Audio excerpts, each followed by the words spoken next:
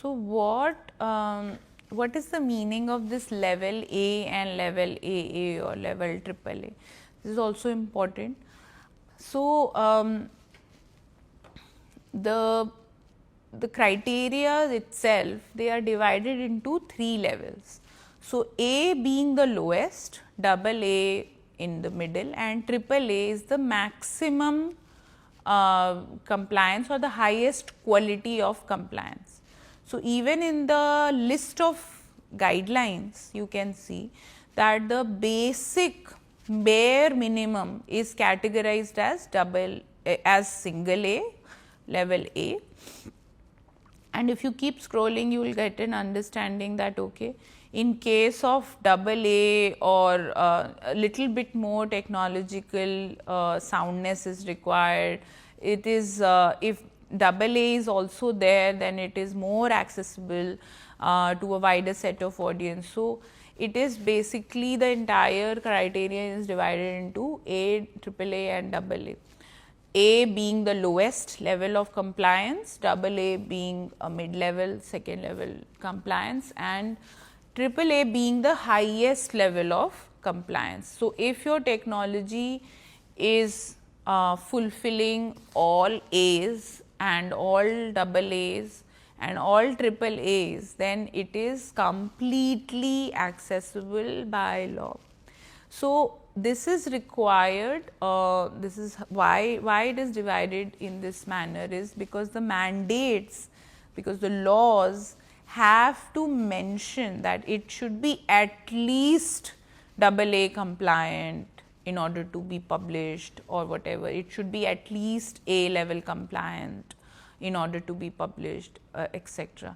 So, the moment and then who decides whether it is not. So, one is of course, you have this checklist. So, if your interface is able to has all of these features which fulfill all A level criteria, for example, in that case your website or your application is A level compliant, and an auditor or an accessibility auditor can give you that A level certificate. And then if the law of the land says that it has to be A level compliant, then you are following the law. But if the law of the land says it is double A, it has to be double A compliant, but your auditor has given you only A level certificate because some of the double A criteria are not getting fulfilled, then you have to ensure, you have to make the changes. You have to ensure that the double A criteria also gets fulfilled in order to make it compliant and in order to follow the law of the land. Otherwise, there can be monetary fines, there can be other punishable consequences as well. And even this level is divided by the W3C understanding the technology or the need as well, both sides. That's something which is very complex to do, as well as it is not very frequently usable, that feature, or if that feature does support accessibility, but for a very small percentage of people, or that is something which is not frequently used, then they have put it in the highest quality of compliance. So, they also, based on their understanding, they have divided it into these levels. So, now let us see how. So, now we are still here, we are trying to understand the interface and what all information is here. So, we have seen this full description, we have seen this understanding button, which takes us to a long description, gives us examples and all of those things. We have tried to understand what is the meaning of level A, level double A and level triple A. Now, let us see what is there in this drop down. So, this is called techniques and failures for 1.1.1, this criteria. So, what are the sufficiency techniques? So, for example, in order to meet the criterion, what all you have to do. So, we will discuss these aspects of ARIA labels. So, in ARIA 6, so it gives you code patches.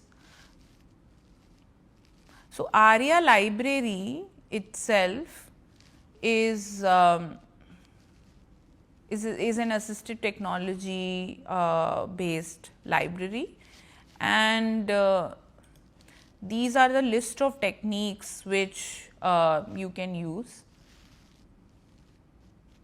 in order to make your code comply with this criteria. For PDF, it can be this, applying text alternative to images with alt entry in PDF documents, how to add alt text in PDF documents. It is an entire to-do list, where to go, what to click. So, I think this itself is a very useful repository.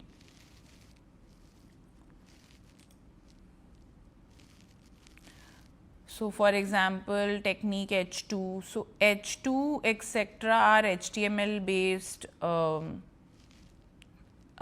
repositories, and these, so HTML and CSS based layouts. So, if in case of web etc., you can use these techniques.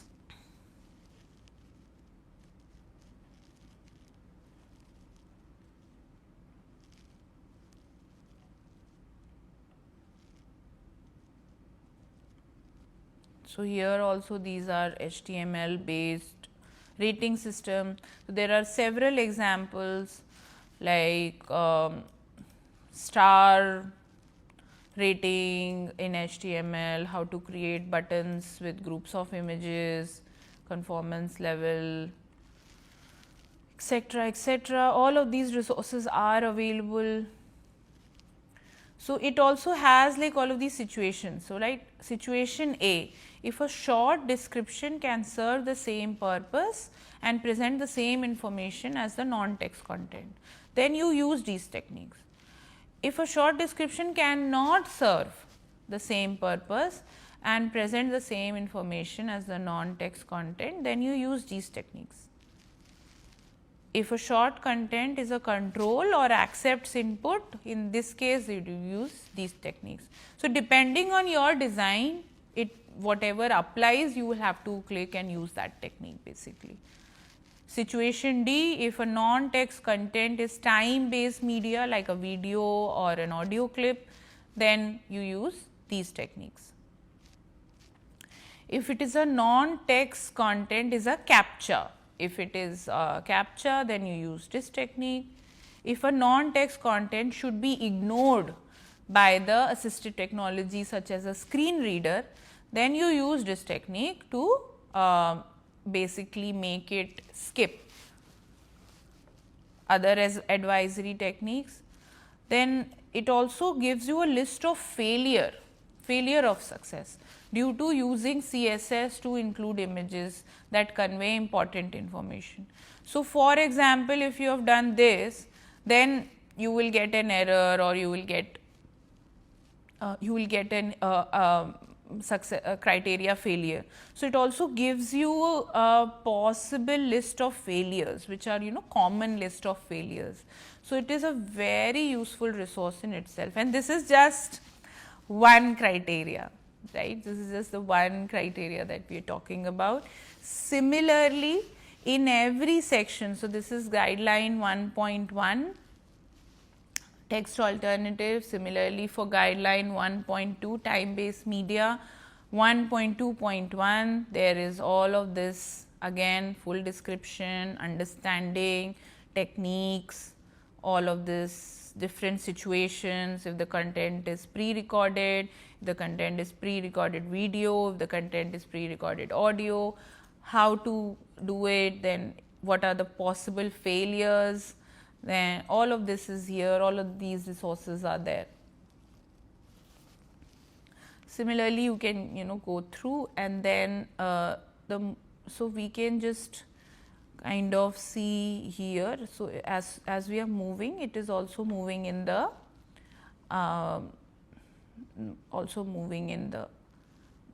navigation, and each section is very beautifully divided. So now we move to say 1.3. We are still in the main section 1, which is perceivability. So then each one is described beautifully. Content, create content that can be presented in different ways. For simple, for example, simpler layout without losing the information and structure. So if you show here, all of these resources are there. Again, situation A, the technology provides semantic structure to make information relationship conveyed through presentation programmatically determinable. Meaningful sequencing, sensory characteristics, orientation, all of these aspects are there. Identifiable purpose, markup languages and all of that. Similarly, it has to be distinguishable. So use of color contrast and all of those things are basic important. So this is again, that's why it is level A, all of these are level A. Contrast is double A. Text size, it should be open to resizing, it should be adaptable to interfaces. Contrast enhanced, background sound, visual presentation, all of these are there. Now we move to principle 2, operable. So now it goes into talking about keyboard access. So here, till here, section 1, all of this distinguishable, adaptable, time-based media, text alternatives are part of perceivable. Then we move to operable, in which they talk about keyboard accessibility. Again, each one, how to make it keyboard accessible, what are the different techniques to make accessibility. You can go here in the understanding 2.1.1 again and try to understand why and how it is needed, what are the different cases, use cases, why, when it fails, and all of this. Enough time means that there should be enough time to react. So if there is a task that needs to be done, there is enough time to complete the task. So if you see, what is the timing adjustability? So turn off the time limit or adjust the time limit, extend the time limit, real time exception, or essential exception, 20-hour exception. So all of these are there. You can just click and try to understand what is the meaning of this. Pause, stop, hide. So I would suggest that you explore this entire document. It's in a very nice, accessible format, very beautifully coded, very nicely appended with all of these techniques and descriptions and follow-up pages, etc. No timing, interruptions. Again, inoperability, seizures of physical reaction. So 3 flashes or flashing content, etc. are there, may cause seizure. So that needs to be removed or limited. It cannot be beyond 3 flashes.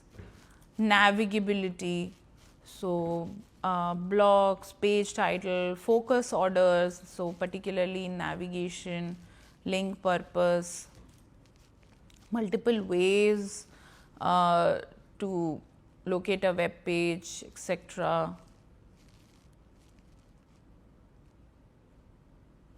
Location, headings and labels, focus appearance.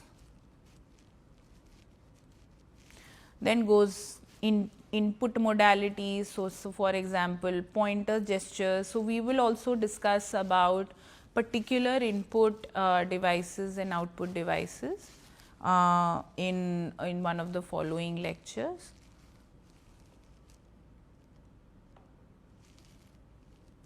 Then goes principle 3, understandability.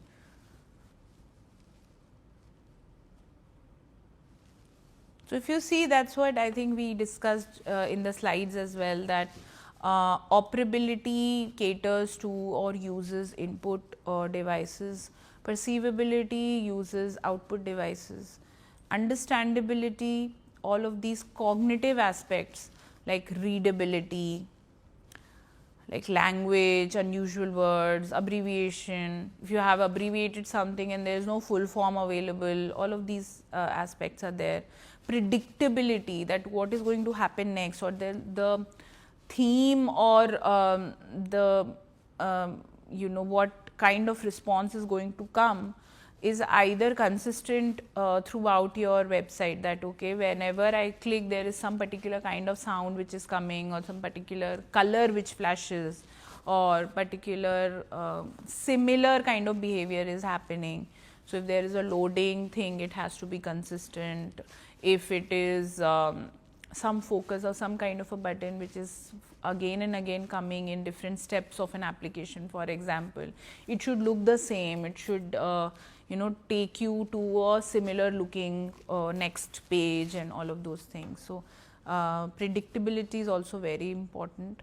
Input assistance, again, how we can prevent error. This was also very important aspect of universal design principles, was room for error, tolerance for error.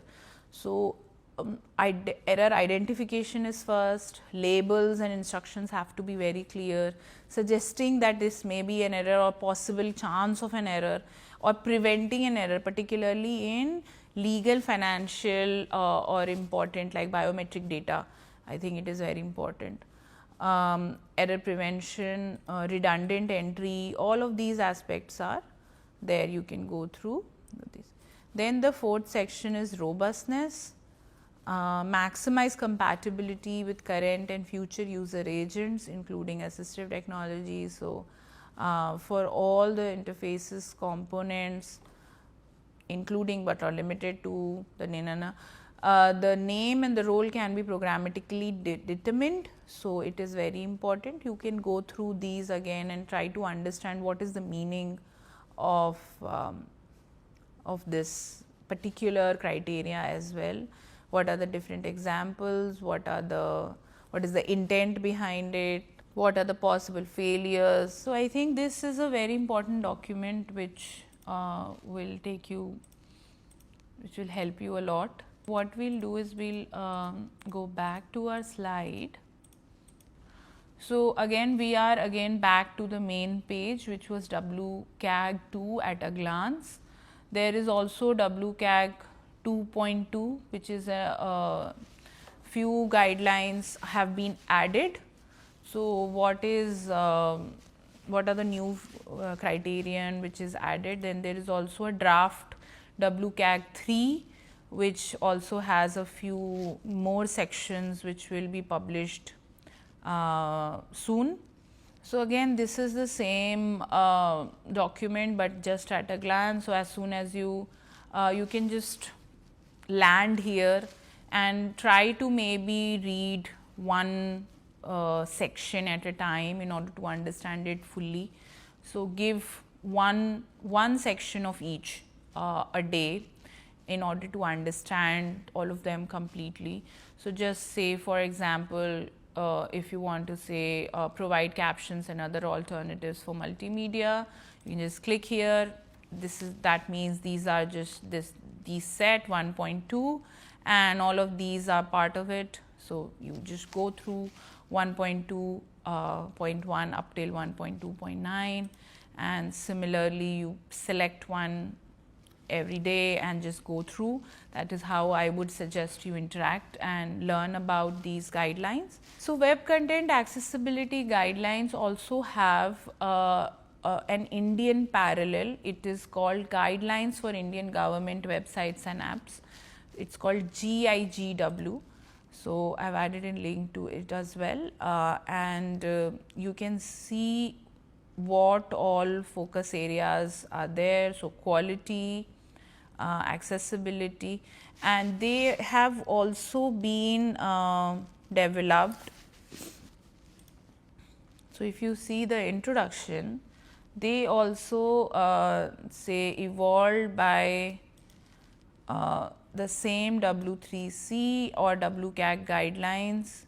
They clearly say that these guidelines have been framed with the objective to make government websites and apps conform to the essential prerequisites of the UUU trilogy of usability, user centricity and universal accessibility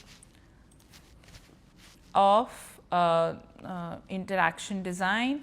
The guidelines is based on international guidelines, W3Cs, web content accessibility, WCAG, rights of persons with disability, as well as the Information Technology Act of 2000. Further, the long standing experience of authors in the design, development, etc., management of government websites and apps, challenges faced by the government organization in developing. These guidelines also form the basis of web quality certification from the STQC Directorate. So, as we were talking about, there are some empaneled companies with these either MeitY or the Government of India entities, which can audit, do an accessibility audit of a product and give it a certificate, whether it is A compliant, level AA compliant or level AAA compliant. So, you can see all of this also has several sections. So, here the important thing that needs to be known about the GIGW particularly is that it only ensures conformity with level AA of WCAG guidelines. So, that means that that according to GIGW, all our government websites should be at least AA conformity compliant as per WCAG criteria.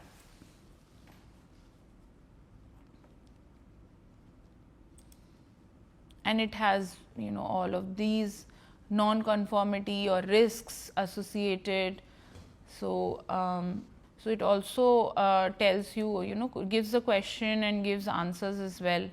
Risk associated with non-conformity, risk associated with non-conformity. So, why, what are the questions, what are the answers? You can go through this document as well. Then we also have the BIS or the Bureau of Indian Standards, which have also developed a list of requirements as well as also has a list of checking different use cases, etc.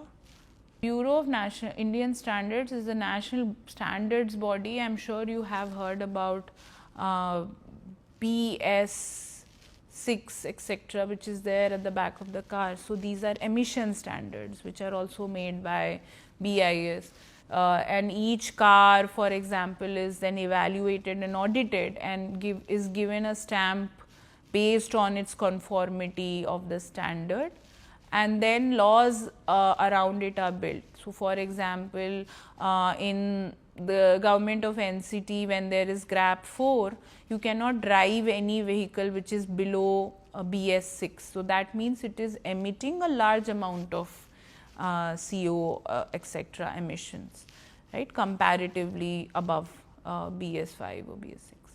So, similarly, they have these gold standards as well. I am sure all of you are available about the BIS gold hallmark, the BIS wool mark. So, all of these are quality standards. So, similarly, they have ICT products and services accessibility standards which is there in these documents.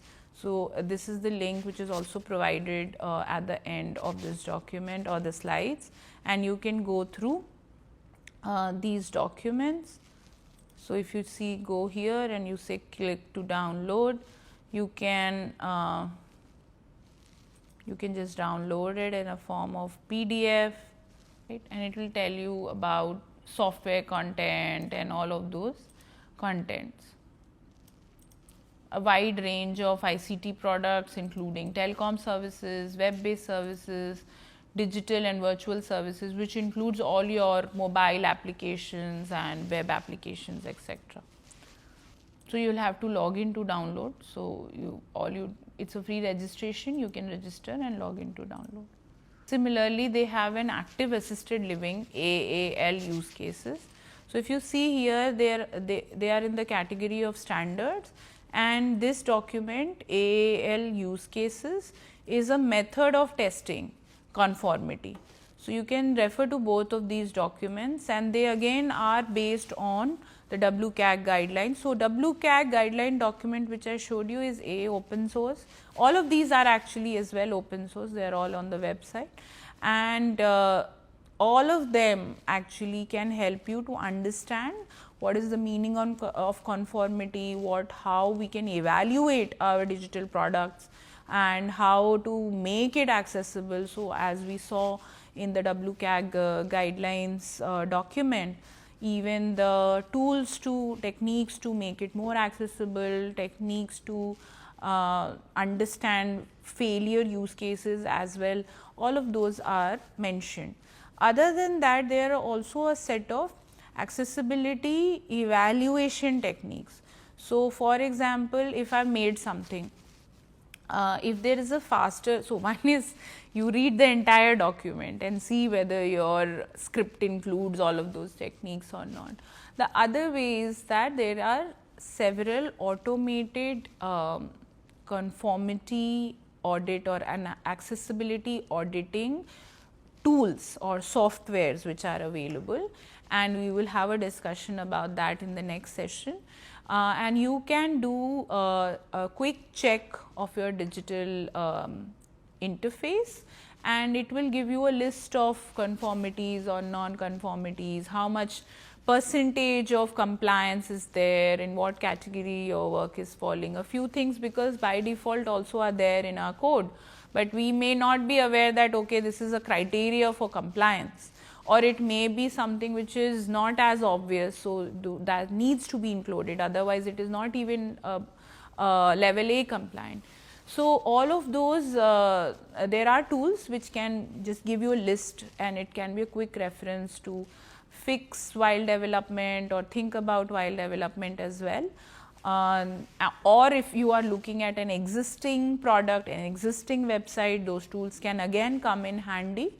So, and it can direct you to the respective ARIA library or respective ARIA labels, etc. All of those things are also there in those tools.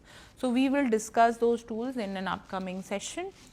So, other than that, why compliance is important is because there are legal regulations around accessibility, and I am sure many of you are aware of them. That is why you are taking this course on digital accessibility, particularly in EU. For example, there is legislation to prevent discrimination, etc. and failing to which, like if your website is not compliant, or if your digital product is not compliant with the WCAG guidelines, then they even not allow it to publish, right. So, that compliance testing happens before the website is published, and there are laws against it if you do it without getting that license. It is almost like other mechanisms, like I am sure you are aware that in order to get a building built, you have to check, get a stamp of security compliance, fire safety compliance, etc. on the blueprint itself before you start building the building, right. So, similar laws are there in place in case of digital products as well in the EU and several other Western countries, and it is going to happen in India as well very soon. And recently, so Government of India, if you see the GIGW, it is actually a mandate that it has to be compliant. All government websites have to be compliant up to AA level of compliance as per the WCAG guidelines. If not, they are getting reprimanded, they are paying fines, etc. Similarly, SEBI has recently mandated that all banking interfaces, banking websites, etc. are also compliant. It's a mandate. So, they are suddenly have, so all of these companies as well as government bodies are utilizing accessibility tools or doing accessibility audits of their products or their websites in order to understand how they can make it more accessible or whether they are compliant or not. So, it is also very important to understand that just by looking at it or just by interacting with the website, you may not know whether your website or product is following the criteria as per the legal mandates. So, it is important to check it and cross check it with the WCAG guidelines, the WCAG list of guidelines. Each criteria, each script needs to be checked and cross checked before saying that yes, it is compliant. Otherwise, the auditing companies will do it and not give you the compliance certificate. So, it is very important. So, just to summarize this session, we spoke about accessibility guidelines, criteria for compliance. Now, India has its own guidelines and set of standards, and there has been a lot of push and mandates around accessibility, which is going to increase in the upcoming years, which is a good thing because we want our digital infrastructure to be accessible by as many people as possible of varying abilities, of varying languages, of varying economic or class. So, that is very important. So, links to all of the three, the BIS standards, the government guidelines, which is GIGW, and the WCAG guidelines are provided in this slide. So, we will see you in the next session, possibly talking about the accessibility evaluation tools. Thank you for joining us in this session.